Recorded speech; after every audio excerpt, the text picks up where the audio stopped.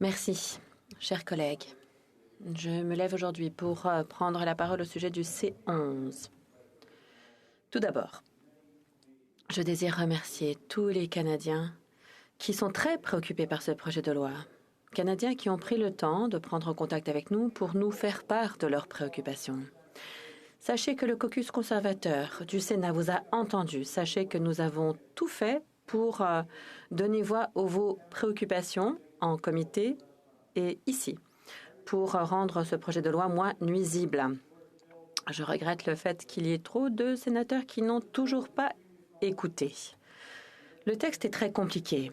Il a été examiné, il a été étudié par le Sénat, et ce depuis pas mal de temps. Par conséquent, j'aimerais aborder plusieurs aspects de ce projet de loi et la grande question de la radiodiffusion. Tout d'abord, reconnaissons ce que dit toujours le gouvernement, à savoir qu'il s'agit du projet qu'il s'agit d'une mise à jour du projet de loi et de la plus grande mise à jour depuis les dernières 31 années. On nous dit que ces modifications sont nécessaires pour adapter le texte de loi aux changements survenus dans le secteur de la radiodiffusion au cours des dernières décennies. Ces changements sont révolutionnaires. Mais il est loin d'être évident que le gouvernement devrait s'ingérer dans ce domaine. Le monde en ligne est complexe, très complexe. Et il serait complètement fou de penser que nous sommes en mesure de le réglementer parce que nous risquons de faire beaucoup plus de tort que de bien. Le projet de loi dont nous sommes saisis prétend cibler une composante de la révolution des communications qui s'est produite au cours des 3 dernières décennies, à savoir la radiodiffusion. Je vais vous donner quelques statistiques qui vous permettront de mieux comprendre dans quelle mesure le secteur est complexe. À l'échelle internationale, il existe désormais à peu près 2 milliards de sites web. Chaque jour, plus de 500 millions de tweets sont envoyés. Plus de 4,5 milliards de contenus sont partagés sur Facebook et les utilisateurs passent plus de 10 milliards d'années sur les médias sociaux. Il y a plus de 10 ans, un homme d'affaires américain, Paul Sagan et Frank Thomson-Layton, ont écrit dans la revue Daedalus que l'Internet transformait quasiment tous les secteurs et tous les aspects de la société.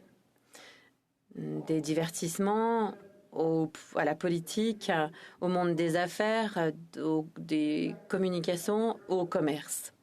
L'impact d'Internet sur le journalisme n'est qu'un microcosme du phénomène beaucoup plus important qui se traduit par des changements spectaculaires provoqués par la révolution numérique. Ils ont également dit: l'actualité est désormais personnalisée et interactive. C'est le public qui prend les choses en main. Ce sont les téléspectateurs qui façonnent le discours et l'actualité. Et de plus en plus, ils rédigent et partagent eux-mêmes les infos sur Internet. Ces mots ont été écrits il y a plus de 10 ans. Et nous savons que la radiodiffusion a continué à évoluer à la vitesse V depuis. Le projet de loi dont nous sommes saisis tente de faire face à un défi qui est en fait insurmontable. Nous nous fondons sur une hypothèse qui est plutôt naïve.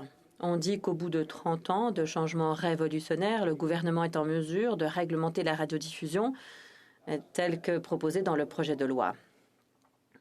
Mais nous savons que le projet de loi aura beaucoup de conséquences, dont des conséquences involontaires.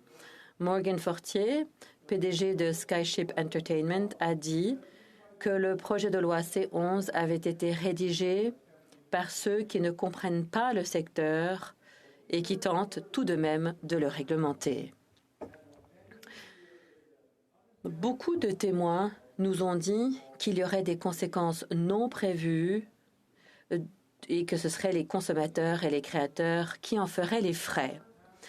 Timothy Denton, ancien commissaire du CRTC, a déclaré devant le comité: « Nous nous opposons au texte parce qu'il incarne une idée fondamentalement illibérale des communications. Parce que le texte constitue un vaste dépassement de l'autorité gouvernementale et parce qu'il menace le moteur de l'innovation et de la croissance économique, à savoir Internet. Nous nous opposons à l'extension presque illimitée de l'autorité réglementaire gouvernementale. À quelques exceptions près, le texte cible pratiquement tous les contenus, qu'ils soient audio ou vidéo. Malheureusement, les amendements limités que notre comité a apportés ne changent pas cet excès. Ce qui m'inquiète le plus, c'est l'impact qu'aura le texte de loi sur les petits créateurs. Len Saint-Aubin, ancien directeur général de la politique des télécommunications à Industrie Canada, a comparu devant notre comité.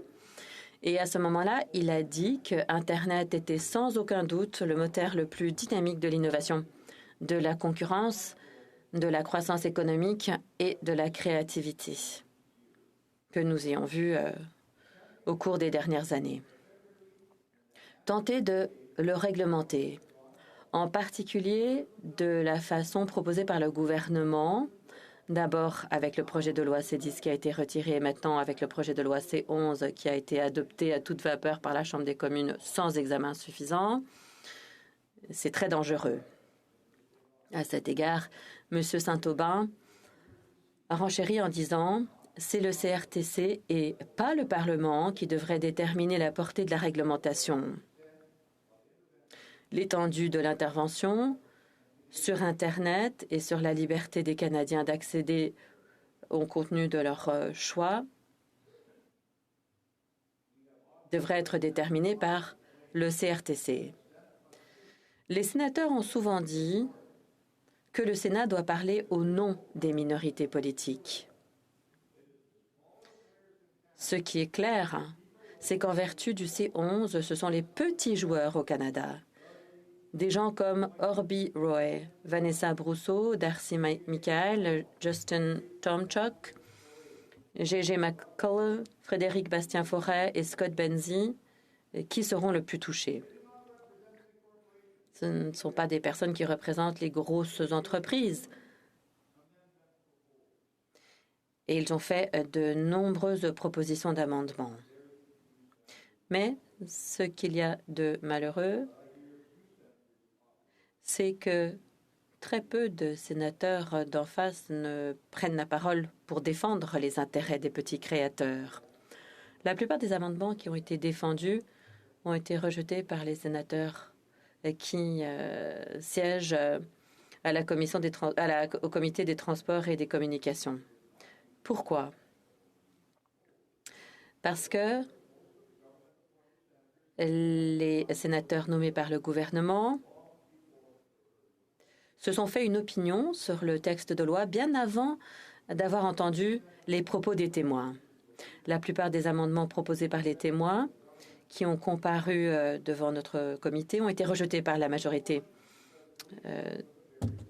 Ce qui est extrêmement malheureux parce que maintenant nous nous retrouvons avec un texte lacunaire qui pourrait causer des préjudices incalculables au secteur de la radiodiffusion au Canada et en particulier aux créateurs et aux consommateurs canadiens.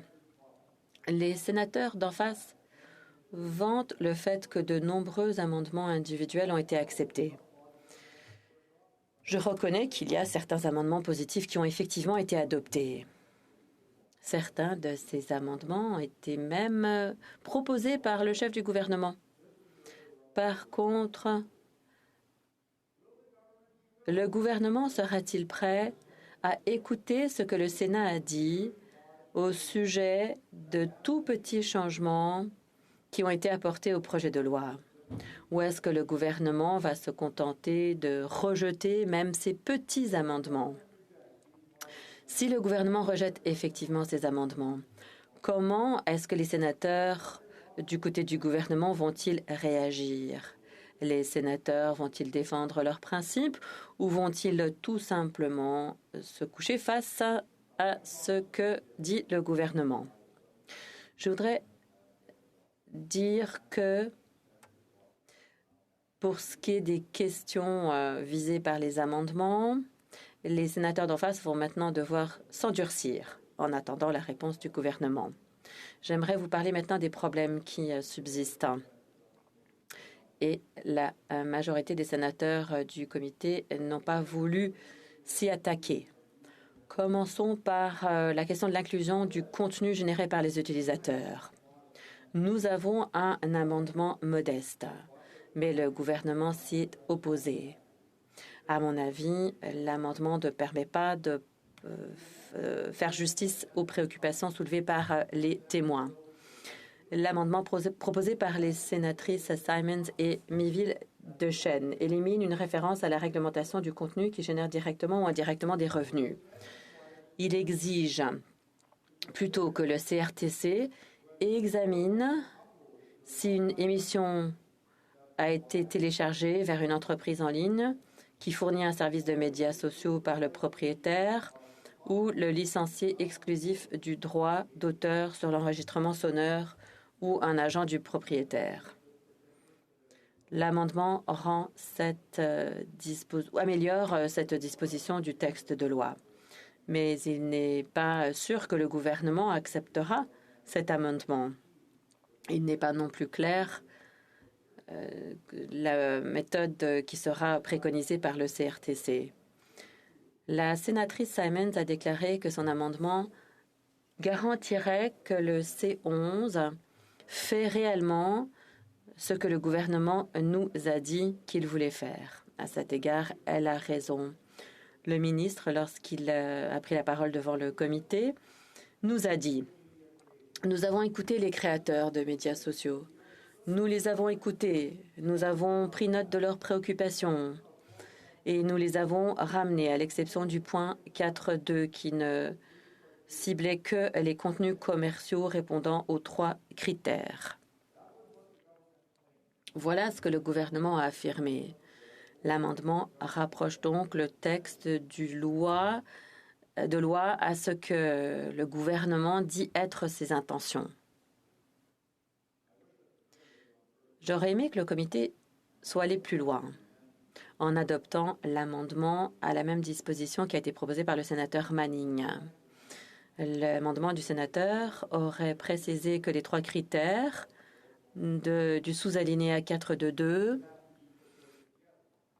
auraient dû être pris en compte ensemble, c'est-à-dire que le CRTC ne pourrait pas choisir le critère à appliquer. Mais la majorité des sénateurs ont rejeté cette proposition, ce qui est regrettable. Maintenant, nous allons devoir attendre pour voir si le gouvernement accepte l'amendement qui a été proposé. Si ce n'est pas le cas, nous verrons si les sénateurs d'en face auront le courage de défendre leur position. Si ce tout petit amendement finit par être rejeté par le gouvernement, il sera alors clair que ce dernier a l'intention de capturer le contenu généré par les utilisateurs dans cette loi. Si ça se produit, est-ce que le Sénat va défendre les intérêts des Canadiens qui se sont dit fortement préoccupés dans cette affaire? Ou la majorité des sénateurs se contentera-t-elle de lever les bras et déclarer « Bah, le gouvernement a parlé ». J'espère que la majorité du Sénat fera preuve de détermination sur cette question. Elle sera résolue, ce sera un beau jour pour le Sénat, le cas échéant. Mais il y a d'autres questions sur lesquelles la majorité de cette Assemblée devra s'armer de courage. L'une de ces questions porte sur la vérification de l'âge pour accéder à des programmes qui présentent des activités sexuelles explicites. La sénatrice Miville-Dechaine a proposé cet amendement et je crois que c'est un bon amendement. On est en faveur. Bien entendu, le gouvernement s'est opposé à l'amendement. Le gouvernement se dit qu'il est sympathique à l'idée de l'amendement. Mais ensuite, comme d'habitude, il soulève sa pléthore d'objections, notamment des problèmes potentiels de confidentialité. Mais je pense que là, nous devons prendre position et dire que la protection des enfants contre les contenus en ligne préjudiciables doit être prioritaire. Des mémoires ont été déposées auprès de notre comité par l'Age Verification Providers Association, qui soulignait que le risque supposé pour la vie privée est exagéré et que la vérification de l'âge peut être conçue pour protéger l'identité des utilisateurs en séparant le processus de vérification de l'âge des sites Web qui ne doit vérifier que l'âge et non pas l'identité de la personne. Sur cette question, je dois dire que le chef du gouvernement parle souvent de la sympathie du gouvernement pour une proposition, mais ensuite qu'on trouve des raisons de ne rien faire. C'est la raison pour laquelle je crains que le gouvernement s'opposera à mon amendement. Chers collègues, nous devrons faire preuve de détermination pour surmonter cette opposition. Et j'espère que lorsque nous serons appelés à agir, et qu'ils seront appelés à agir, les sénateurs du gouvernement feront ce qu'ils doivent faire. Aussi, au sujet des points sur lesquels nous devons rester fermes, j'espère que les sénateurs nommés par le gouvernement feront preuve de détermination par rapport à l'amendement qui a été adopté sur les règles relatives au contenu canadien. De nombreux témoins nous ont dit que les règles relatives au contenu canadien sont à la fois rigides et difficiles à appliquer pour les petits joueurs. Orby Roy, qui est, de sa propre description, un petit joueur dans le domaine de la création de contenu, a évoqué les obstacles imposants auxquels se heurtent les petits créateurs et les petites créatrices de contenu comme elle pour faire approuver du contenu canadien. Elle a demandé: est-ce que je dois engager mon fils de 10 ans pour m'aider à inscrire chaque élément de contenu de skateboarding pour l'approbation de contenu canadien, le CanCon? Le comité, encore une fois, a adopté un amendement fort modeste visant à inciter le CRTC à adopter une approche plus souple lorsque vient le temps de déterminer ce qui constitue du contenu canadien. Mais il faudrait que nous nous en remettions au CRTC pour savoir comment tout cela serait mis en œuvre. Et tout changement prendra du temps. Au moins, l'amendement constitue, je l'espère, un petit pas en avant pour faciliter les choses à la fois pour les petits créateurs de contenu et pour ceux qui ont fait valoir qu'une approche plus inclusive est nécessaire pour déterminer ce qui constitue le contenu canadien. Et encore, le Sénat devra faire preuve de fermeté face à la réponse du gouvernement. Si la majorité choisit de ne pas faire preuve de fermeté, même ces modestes acquis dans la loi seront perdus.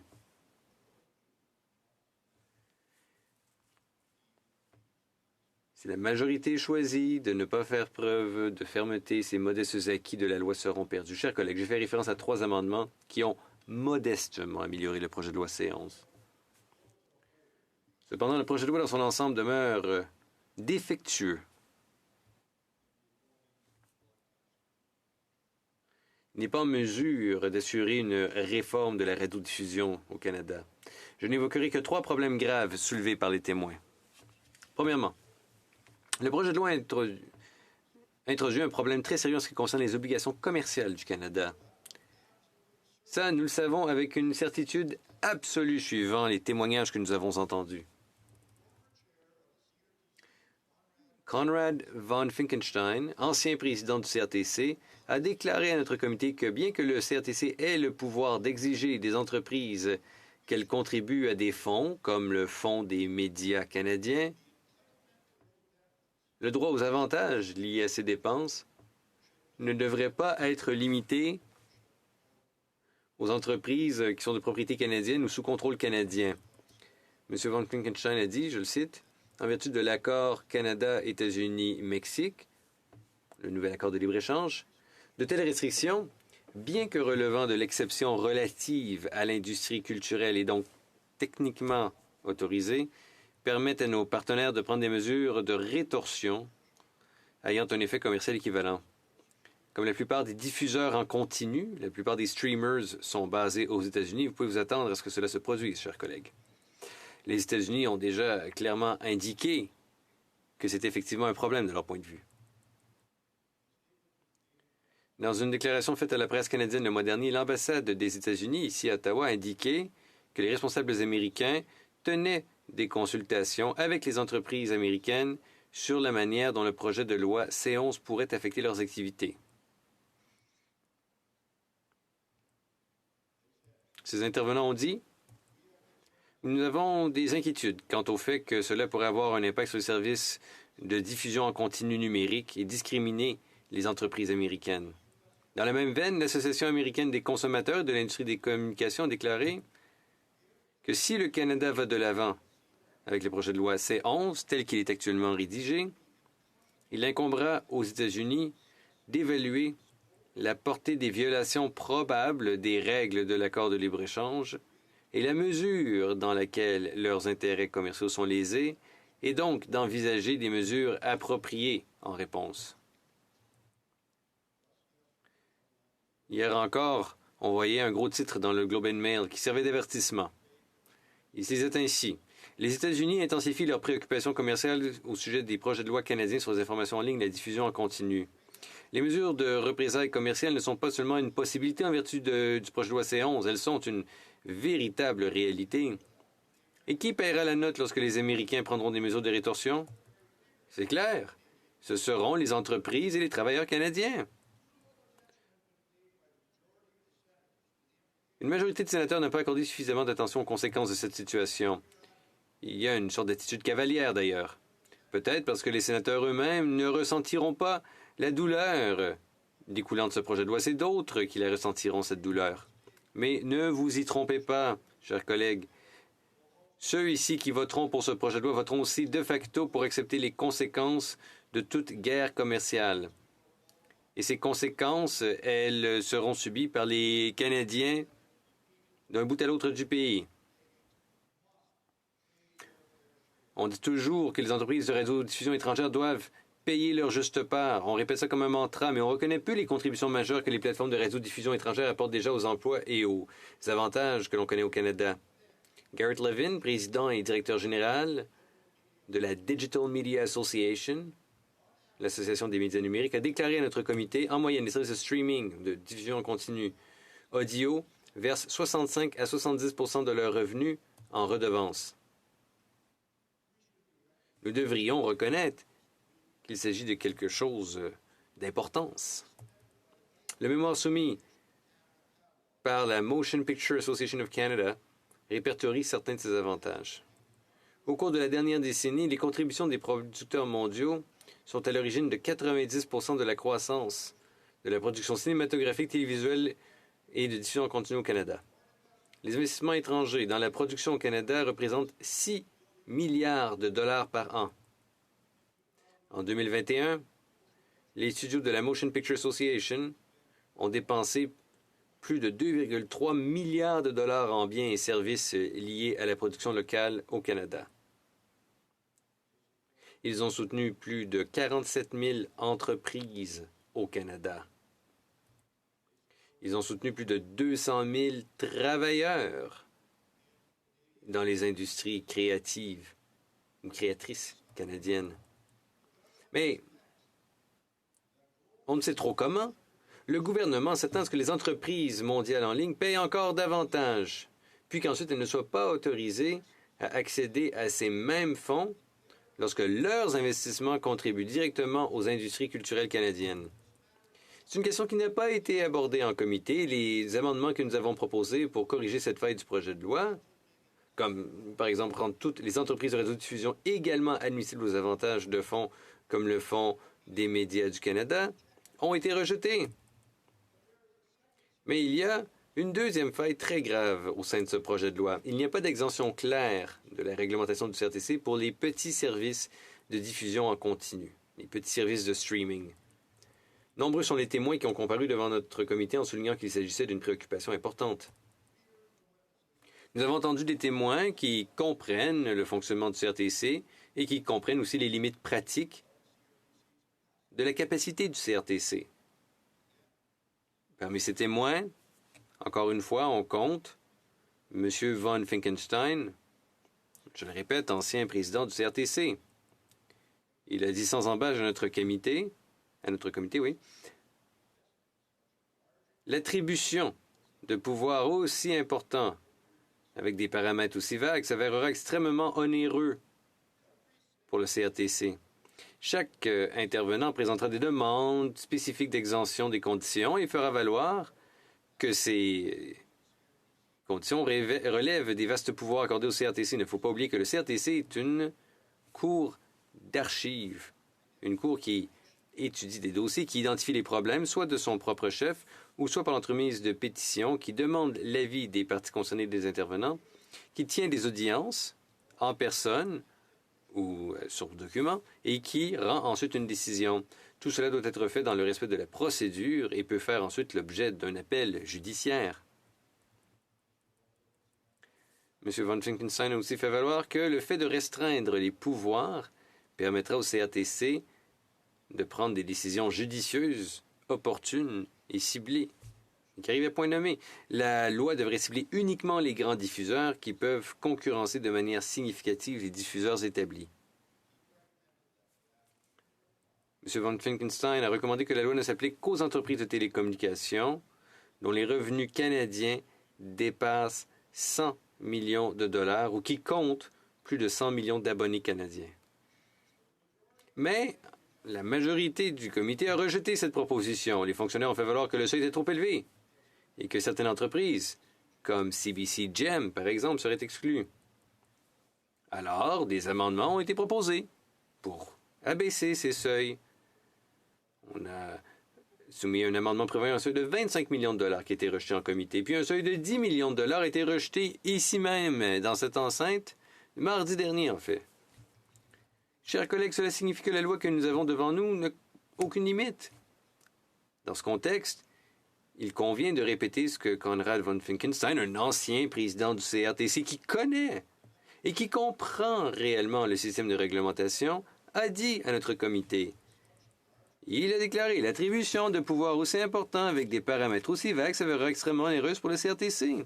Chaque partie prenante présentera des demandes précises d'exemption des conditions et ensuite fera valoir qu'elles relèvent des vastes pouvoirs octroyés au CRTC. Il ne faut pas oublier que le CRTC est une cour d'archives qui identifie les problèmes de son propre chef par le biais de pétitions, qui demande l'avis des parties concernées des intervenants, qui tient des audiences en direct ou sur papier et qui rend ensuite une décision. Tout cela doit se faire dans le respect de la procédure et peut faire l'objet d'un appel judiciaire. J'ai l'impression que je me répète. La loi ne devrait viser que les grands diffuseurs en continu qui peuvent concurrencer de manière significative les diffuseurs établis. Les petits acteurs novateurs de l'Internet devraient pouvoir donner libre cours à leur esprit d'innovation pour contribuer à la productivité globale de l'économie canadienne. Encore une fois, la majorité gouvernementale de notre comité a refusé la proposition d'exemption de seuil de M. von Finkenstein. D'ailleurs, elle a dit non à toute proposition d'exemption de seuil formulée. Dans les faits, ils nous ont simplement répondu « Nous, on sait ce qu'il en est, c'est nous qui détenons la vérité. » Ben non, je parierais qu'ils ne détiennent pas la vérité. En l'absence d'un seuil d'exemption clair pour les petits services de diffusion en continu, ce projet de loi est une recette qui nous mènera à encore plus d'incertitudes. Même en tenant compte de l'amendement sur le contenu généré par les utilisateurs qui a été adopté en comité, et même si le gouvernement accepte cet amendement, cela prendra des années avant de déterminer comment précisément le CRTC appliquera ces dispositions. Clairement, cela entraînera plus de confusion, plus d'attentes, plus d'incertitudes et plus de préjudice potentiel aux petits acteurs innovants de l'Internet, eux qui, jusqu'à présent, ont apporté une contribution si importante à la productivité de l'économie canadienne. Chers collègues, on nous a dit, on nous a répété que le CRTC n'avait pas la capacité d'appliquer la loi de la manière aussi large qu'il est prévu. Un ancien président du CRTC nous l'a dit, ainsi qu'un ancien vice-président et un ancien conseiller national. Mais, encore une fois, le gouvernement pense qu'il a la science infuse. Il s'agit là d'un autre élément de la loi qui repose sur des hypothèses totalement irréaliste quant à la manière dont la diffusion en ligne peut être réglementée. Enfin, chers collègues, je voudrais aborder la question des dispositions relatives à la possibilité de découvrir les informations, la découvrabilité, contenues dans cette loi et la manipulation des algorithmes. Les dispositions relatives à la découvrabilité dans cette loi sont certainement la question qui a été soulevée le plus souvent par les témoins. Ils ont dit que c'était une préoccupation sérieuse, que c'était tout simplement une question dont la majorité du gouvernement avait fait fi. Bien que la loi prévoit que le CRTC ne peut pas ordonner la manipulation d'algorithmes dans le but de découvrir du contenu canadien, le président du CRTC lui-même, M. Ian Scott, a été très clair lorsqu'il a comparu devant notre comité en déclarant que ce qui se passera, c'est que le CRTC établira des politiques et que ces politiques exigeront ensuite la manipulation d'algorithmes par les plateformes. Alors, le projet de loi prévoit une manipulation subreptice des algorithmes. Cela a été clairement exprimé dans un échange que la sénatrice Wallin a eu avec le président du CRTC. Quand la sénatrice Wallin a dit à M. Scott en comité, « Vous ne manipulerez pas les algorithmes, vous obligerez les plateformes à le faire. C'est de la réglementation, mais sous un autre nom. Vous réglementez soit directement et explicitement, ou soit indirectement, mais en définitive, vous réglementez effectivement le contenu. » M. Scott a répondu très simplement, « Vous avez raison. » Plus tard, M. Scott a déclaré que le CRTC disposait de nombreux autres outils pour mettre en évidence le contenu canadien sans s'engager dans la manipulation des algorithmes. Il a suggéré qu'avec tous ces autres outils, les plateformes n'auraient pas besoin de s'engager dans la manipulation des algorithmes. Si tel est le cas, pourquoi le gouvernement alors tient-il tant à maintenir cette option dans le projet de loi? Pourquoi la majorité des sénateurs nommés par le gouvernement ont-ils rejeté tous les amendements proposés pour empêcher la manipulation obligatoire des algorithmes? Je pose cette question parce que les témoins ont été très clairs sur les implications probables de cette situation. J.J. McCall a déclaré au printemps dernier au Comité du patrimoine de la Chambre des communes que, et encore une fois je le cite,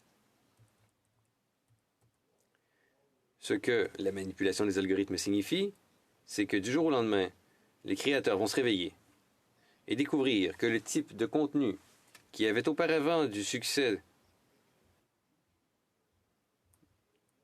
dans YouTube à l'époque qui n'était pas réglementé, n'en a plus au sein d'un YouTube réglementé. Conséquemment, ils devront changer la nature de leur contenu afin de le rendre plus manifestement canadien, peu importe ce que cela signifie.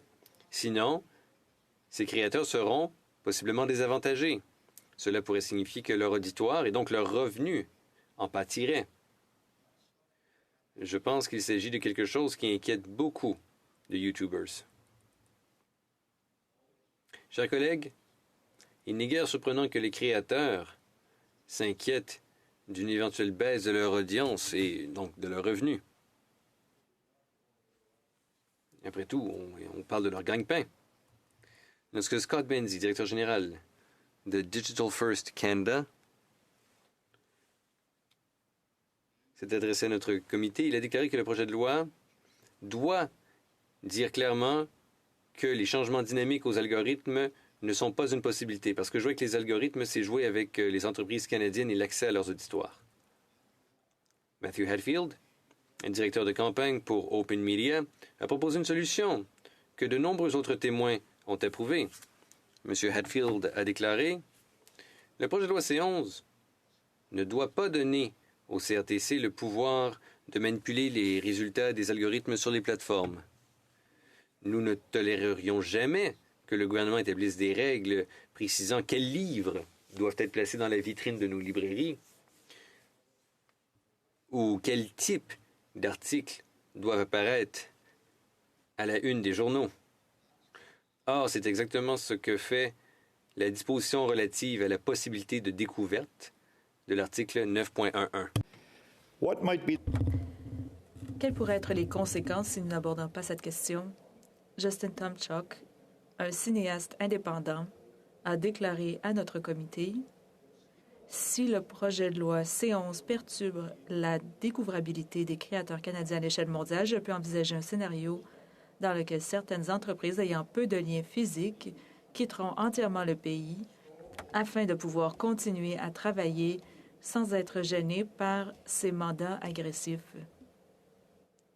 Chers collègues, ce que M. Tomchuk dit, c'est que toute la création dynamique dont nous avons été témoins au Canada au cours des 30 dernières années pourrait être à risque. Pourquoi ferions-nous cela? Malgré tous les témoignages que nous avons entendus, le gouvernement et la majorité des sénateurs nommés par le gouvernement au sein du comité ont tout simplement refusé de s'attaquer à ce problème. Cela rend ce projet de loi fatalement imparfait. Chers collègues, cela me ramène à mon point de départ. Je reviens aux conséquences potentielles de ce projet de loi. Au vu des témoignages que nous avons entendus, et je me demande si un sénateur en cette Chambre peut dire avec certitude quelles seront les conséquences de ce projet de loi. J'ai le plus grand respect pour Thomas Owen Ripley, sous-ministre adjoint associé, qui a patiemment assisté à notre long examen, article par article, de ce projet de loi. Il comprend les dispositions du projet de loi bien mieux que la plupart des gens, en particulier que quiconque. Mais je ne crois pas que M. Ripley puisse dire avec certitude qu'il connaît les implications de ce projet de loi. Cela me ramène à ce que Morgan Fortier, le PDG de Skyship Entertainment, a dit au sujet du projet de loi C11, à savoir qu'il s'agissait d'une loi écrite par ceux qui ne comprennent pas l'industrie qu'ils tentent de réglementer. C'est ce qui m'inquiète le plus. Ce que le monde a connu au cours des 30 dernières années est une révolution des communications. C'est une révolution qui a transformé la radiodiffusion. C'est une révolution mondiale. Les Canadiens ont immensément profité de cette révolution et dans un environnement largement non réglementé. Aujourd'hui, le gouvernement tente de s'immiscer dans cet environnement et de nombreux témoins nous ont dit que le projet de loi pourrait causer un tort incalculable aux créateurs et aux consommateurs canadiens. On nous a dit qu'elle pourrait provoquer une guerre commerciale avec notre principal partenaire commercial. Je vais réitérer la position de mon parti sur le projet de loi. Si l'objectif du projet de loi était d'intégrer les services de diffusion en continu dans le système canadien régulier de radiodiffusion et simplement d'exiger que les plateformes en ligne contribuent encore plus aux industries culturelles canadiennes, alors le projet de loi aurait dû se concentrer uniquement sur cela. Ce que nous avons maintenant, c'est un projet de loi qui génère une incertitude incroyable et qui permet au CRTC de surréglementer avec des conséquences incalculables et d'une manière qui risque d'aboutir à un échec. Si le projet de loi a été très modestement amélioré dans certains domaines par notre comité, ces améliorations ne sont pas suffisantes. Pour cette raison, je voudrais proposer un amendement sur un point que j'ai soulevé plus tôt, à savoir l'incertitude quant à savoir si le contenu généré par l'utilisateur est exclu des paramètres du projet de loi ou non. Chers collègues, nous ne pouvons pas permettre que cette question soit laissée sans solution dans un nuage d'ambiguïté. S'il est adopté, je pense que mon amendement apportera une plus grande certitude à toutes les parties concernées, les créateurs, les plateformes et les régulateurs. Pardonnez-moi si je répète ce que j'ai dit plus tôt, mais je veux m'assurer que vous compreniez l'importance de l'amendement. Vous avez entendu à plusieurs reprises dans cette Chambre que le gouvernement prétend que les contenus générés par les utilisateurs ne sont pas couverts par le projet de loi. Cependant, les témoins au comité n'étaient pas convaincus. Je ne le suis pas non plus. Le comité a fini par adopter un amendement proposé par les sénatrices Simons et Miville-Deschênes qui vise à faire en sorte que l'article 4.2 du projet de loi sur ce qu'ils appellent la musique professionnelle, sans, comme l'a dit la sénatrice Miville-Deschênes, restreindre indûment le pouvoir discrétionnaire du CRTC. Cet amendement a supprimé l'article ayant trait à la génération directe ou indirecte de revenus, et les sénateurs ont fait valoir que les médias sociaux sont désormais exclus. Toutefois, comme cela a été souligné, c'est le CRTC qui sera chargé de superviser les dispositions de la législation, et le CRTC conservera un pouvoir discrétionnaire considérable. Peu de créateurs numériques qui ont comparu devant notre comité des transports et communications ont exprimé une grande confiance dans l'intégration d'un large pouvoir discrétionnaire au CRTC. En proposant leur amendement, les sénatrices Simons et Miville-Dechaine ont spécifiquement indiqué que leur amendement ne limiterait pas indûment le pouvoir discrétionnaire du CRTC. Toutefois, c'est précisément le pouvoir discrétionnaire du CRTC qui préoccupe de nombreuses personnes.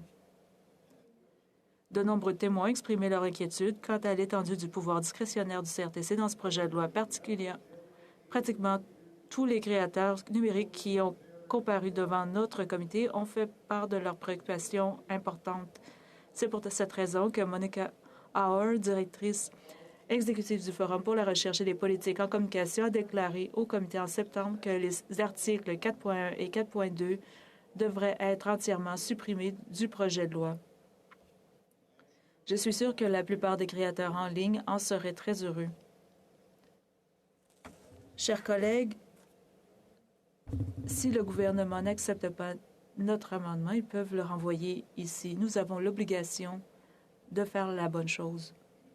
Nous n'avons pas d'obligation d'appuyer le gouvernement lorsqu'il nous dit une chose et font autre chose. Le gouvernement prendra la décision de savoir s'il accepte notre amendement. Nous aurons l'occasion de traiter à nouveau du projet de loi à ce moment-là. Chers collègues, je pense que l'amendement est raisonnable. J'espère que tous les sénateurs l'appuieront. Ainsi, je propose que le projet de loi C11, tel que modifié, ne soit pas maintenant lu une troisième fois, mais qu'il soit modifié à nouveau à l'article 4 dans sa version modifiée par décision du Sénat le 14 décembre 2022 à la page 9 par suppression des lignes 34 à 40, B à la page 10 par suppression des lignes 10 à 33. Merci, chers collègues.